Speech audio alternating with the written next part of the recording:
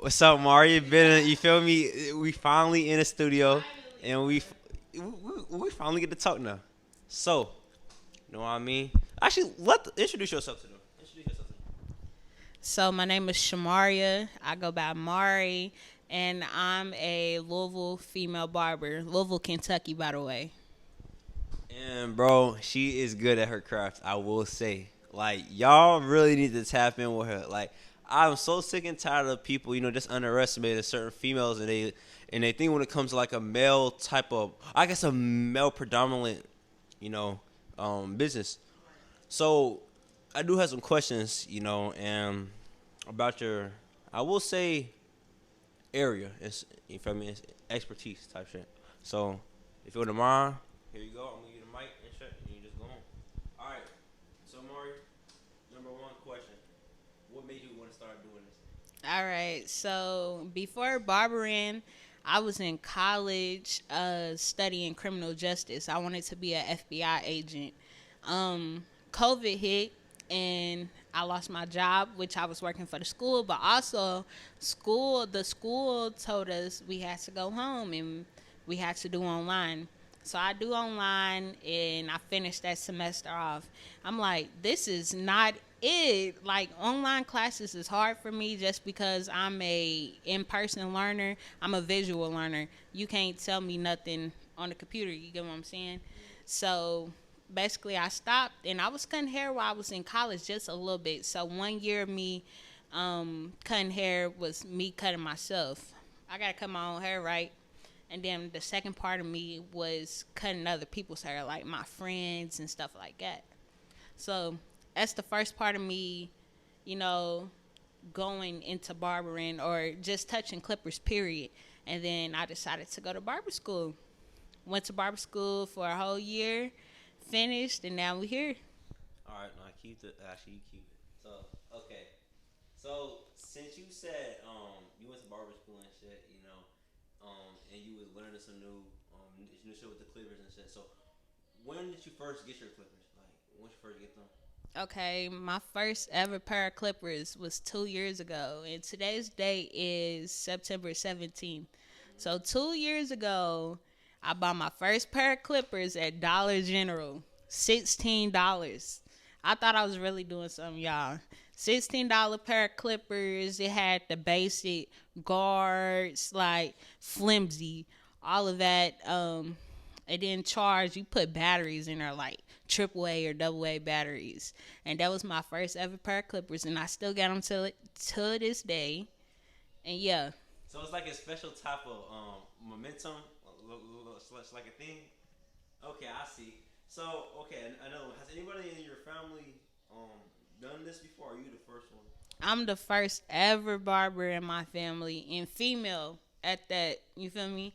The world is turning female. Like the world been female, but we really getting out of here, and we really um putting ourselves in a better situation, especially in men areas. Like this is a men's workforce. No, this is women's workforce now, or it's equal. Actually, it's not even just women and Yeah, men. I definitely agree on the equal Yeah, part.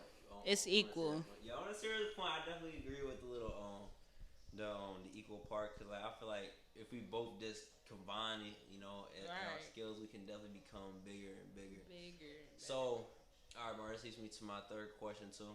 So, do you find like joy in this? Like, you actually find joy?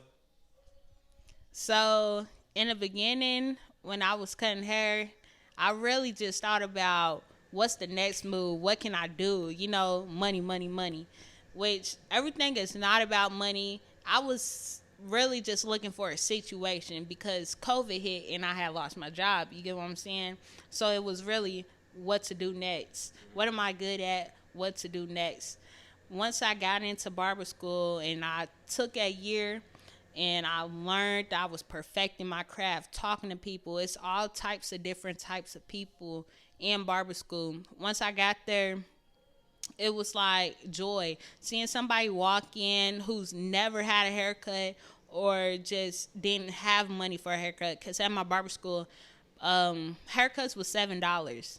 and it was $5 for elderly. It was a lot of people who came in who didn't even take care of their hair. So me doing their hair and maybe washing their hair, cutting it, trimming it or whatever they wanted.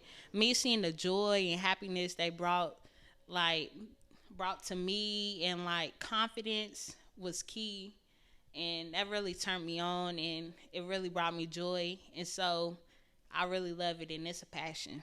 All right, and like I said, it's networking, y'all. Networking is a big part of that. Like I feel like once we network all together, like how I'm be trying to network with my little thing I'm doing too. Cause at first, this is like me starting to do what I'm doing right now was literally just me being bored one day. Cause I used to do tattooing, right? And the people who do know, I used to tattoo, and then I was finding some hardships in my craft and shit. So I took a break on it, and then that's on one I just wanted to talk, and then people like listen to me talk, and then it made me want to keep going too. So I say networking is a big part, y'all, and we still growing too. We up and coming, you know. He's going up. He's going up. That's all you gonna do on me. So this is gonna lead me to my fourth question, Mari. So about it, have you had any type of other people who did not believe in you come to you and was like, "It's like you should stop what you're doing," or just trying to discourage you? Um, I haven't had people in my life discourage me. I've had family try to, be like, let me see you cut first and then I'll come to you. Or just because I'm a female, I get a lot of times that, oh, females can't cut hair. Females should not be in this environment. You get what I'm saying? Like barbershops for men only, women shouldn't be in there. Let me get a pair of clippers and I'm gonna fade you up right. Everything I said, like y'all need to be stop sleeping on female assets though. On a real talk, cause like me, I was like raised around females, right? I was raised around females, but what all I've seen with how they would do my hair and how they would do other hairs, like I would always be like, man, they're really good at what they do, Facts. So why would they? Why? How could they not be good at cutting men's hair too? You know, which I feel like a lot of y'all need to really take up on the offer. And like I said, Mari is really good. She don't play no games, or she really don't. Y'all, so like a little story time. I had one client back in barber school. It wasn't even my client, it was a walk in. Back in barber school, um, man came in, he wanted his haircut. Nobody would take him. But being me, I'm always the type, I will take you. Like, come sit in my chair, I'm gonna get you right. You don't have the money, you don't have what, I'm gonna get you right regardless. Just come sit in my chair and let me bless you. I said, yeah, you could come sit in my chair. He was like looking all crazy and stuff. And I'm like, what's the problem? My instructor's like, you could go to her. He's standing at the door like, no, I don't want to go to her. And I'm like, okay, that's fine. Kudos to you. But you're not going to get this haircut or experience from any other person. Mm. So what do you say after that? He didn't get in my chair, and that's fine. He just went to somebody else, and you're either satisfied or you're not, but you're gonna be hella satisfied when you come out of my chair. Okay, so I'll say okay. So after that story time you told me, right, I get a little vision of you using that as motivation. Yeah, And really push that on. I get inspired by people who don't see me as a great barber or who has never seen me cut hair, because it's like you're turning down a great haircut, a great experience, but you're also turning down a good relationship. And relationships is good in the barber industry. Most people you go to, they cut your hair maybe $30, $40, maybe 50 if they go up. They cut your hair quick and then get you in and out. I'm here to build relationships and inspire other people to do what they want to do. And y'all, I really think y'all should really listen to that statement she just said, cause like, that's all a big part of what we do. Especially influencers too. Making connections is serious. Making connections is really serious in this line of work. So Facts. I feel We like we all met. need to do that. Exactly. And the crazy part how we met, y'all? We actually met in a facility, UPS warehouse. That's where we met, right? And she told me she does hair. And as soon as I heard that, cause I need a haircut desperately, and I was like, you know what? I'm definitely gonna pull up. I told her as soon as she gave me a card, I was like, bet, let me pull up Saturday. Boom. Like it was in 2 days. Right. I got cut. Ever since that day, she was my personal barber, bro. It's my personal barber, and she will always be Facts. my personal barber until I get up. Like real talk, forever. Even if I have kids, I'm bringing it to you. I'm bringing it to you on some real shit. I'm definitely gonna do that. I like it. So it's gonna lead me to my fifth question, Mari. So who inspired you in the industry, um, that you look up to? Let's say that. Mm. Mm. In this Yeah, in industry, this industry, do you have a specific type? get beamed. I love get beamed. Um, Basically, I look at people's cutting styles and everything. I watch Get Beam all the time. I love the way he fades, the way he talks down on instructions and how to fade, but also the way everybody you see in his videos, they always come back. You try to, like I said, build relationships with people so they could come back. You don't want to be in and out, or you're doing a video of somebody, and you're showing how to do this, but you're not speaking or you're not giving that person attention or make them feel good about themselves. You get what I'm saying? And Get Beam did it for me. He did. Yeah. Okay, bet. Hey, well, shout out to him. That 360 Jeezy. Shout out to Oh you, yeah, no, I ain't gonna lie. nigga. That's an old name right there. Yeah. I do remember him. On Yes. YouTube, looking at little hair tutorial videos. Cause I remember when I was trying to twist my hair to my sister, like she would get mad at me one day, right, and not do it. I said, you know what, forget it. I try to do it myself. So I look at videos, blah blah blah, try to learn how to do it. So let's lead on Yeah. to that. All right, then. Now this leads me to my sixth question, Ari. So when you come up in the industry, do you have any other type of hobbies you want to do correlating with this or no? Um, Hobbies with this, I would actually, which I want to be a traveling barber, celebrity barber as well. But I want to do, for the people who have like alopecia and stuff like that, I want to do the wigs. You get what I'm saying?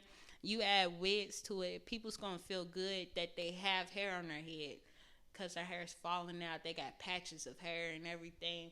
I want to just, support everybody, make a foundation to giving out free haircuts to the homeless and everything. That's what I want to do. Give free haircuts to the homeless, maybe like 2 Saturdays a month.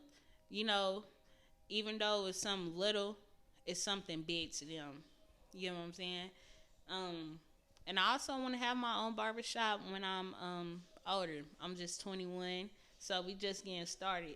We definitely, man. She said a mouthful, and now Mark is gonna lead me to my final question. Now, I'll ask this to everybody.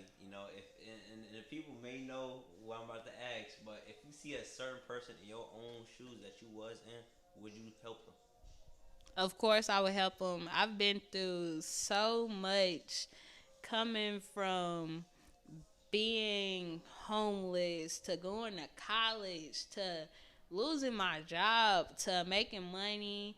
And I wouldn't say I'm living lavish or nothing, but I'm at a good standpoint in my life that I could say people my age are not there yet and they don't know what they want to do. So of course, if I see somebody who was just like me, I'm going to help you and I'm gonna get you up off the ground and put you on your feet. And get them guidance. Like I said, well, hey, Maury, I appreciate your time. Yeah, Real brother. talk. I appreciate your time. And like I said, we gonna go from that, man. If you have any last things to say, talk to them. All right, y'all can follow me on Instagram at the official underscore Barber Bay. You heard me, Barber Bay. And don't get caught slipping if you like to your boyfriend, girlfriend, husband, or wife. Yeah, I'm going to Barber Bay. Just call me Mari the Creator. And like I said, I'm at Deluxe Cuts on Barstown Road, Louisville, Kentucky. Come get faded. And y'all heard it from her, man. Like I want to say, after that, we out. Bow. 赤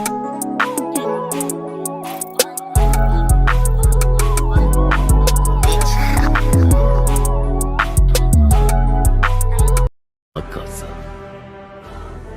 赤座赤座赤座